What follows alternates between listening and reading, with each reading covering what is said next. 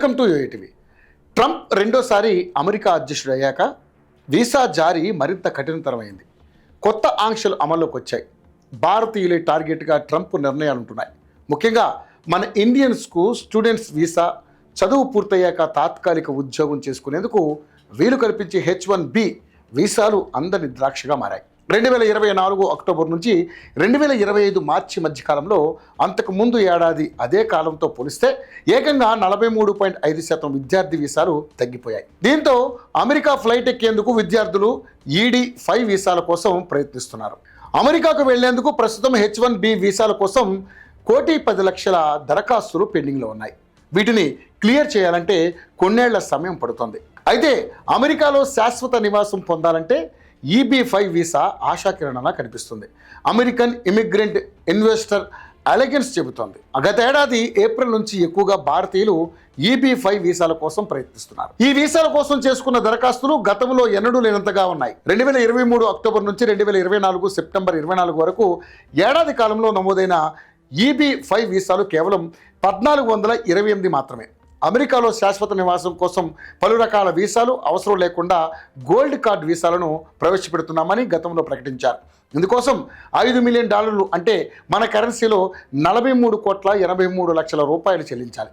అయితే EB-5 వీసాల స్థానంలోనే gold కార్డులను ప్రవేశపెట్టేందుకు సన్నాహాలు జరుగుతున్నాయి. ఇవి అమల్లోకి వచ్చేలోగానే EB-5 వీసాలతో అమెరికా నివాస అర్హత పొందేందుకు భారతీయులు ప్లాన్ చేసుకుంటున్నారు. అయితే అమెరికాలో పెట్టుబడులు పెట్టేవారికి, స్థానికంగా శాశ్వత ఉద్యోగ అవకాశాలు కల్పించే వారికి శాశ్వత నివాస అర్హత కల్పిస్తూ EB-5 వీసాలను జారీ చేస్తారు. ఇందుకోసం $8 లక్షల నుంచి $10 లక్షల పెట్టుబడిగా పెట్టాలి. ఇలా ఇన్వెస్ట్ చేసే వారి జీవిత భాగస్వామి 21 ఏళ్లలోపు పిల్లలకు సైతం శాశ్వత నివాస అర్హత లభిస్తోంది. దీన్ని గోల్డ్ కార్డ్ వీసాగా మార్చాలని ట్రంప్ చూస్తున్నట్లుగా తెలుస్తోంది. దీంతో రాబోయే రోజుల్లో అమెరికాలో స్థిరపడాలనుకున్న వారి సంఖ్య తగ్గే అవకాశం ఉందని అంతర్జాతీయ వ్యవహారాల నిపుణులు అంటున్నారు. మరోవైపు ట్రంప్ అమెరికాలో ట్రాన్స్జెండర్ మహిళలకు షాక్ ఇచ్చారు. మహిళల క్రీడలలో పాల్గొనడానికి వీసా కోసం దరఖాస్తులు చేసే ట్రాన్స్జెండర్ల అథ్లెట్లకు ఇక నుంచి ఆమోదించరు. American citizenship and immigration services తాజా పాలసీ ప్రకారం పురుషుడిగా జన్మించి లింగ మార్పిడి చేసి మహిళల క్రీడల్లో పోటీ పడే క్రీడాకారుల దరఖాస్తులను ప్రతికూలంగా పరిగణిస్తున్నట్లుగా సోమవారం ప్రకటన విడుదల చేసింది. ప్రత్యేక నైపుణ్యం కలిగిన వారికి ఇచ్చే O1A వీసాలు, అత్యుత్తమ ప్రతిభ కలిగిన వలసదారులకు ఇచ్చే EB-1, EB-2 గ్రీన్ కార్డులు, అలాగే నేషనల్ ఇంట్రెస్ట్ వేవర్స్ వంటివి ఇకపై ట్రాన్స్జెండర్ల మహిళలకు సులభంగా మంజూరు కాబోవని USCIS స్పష్టం చేసింది.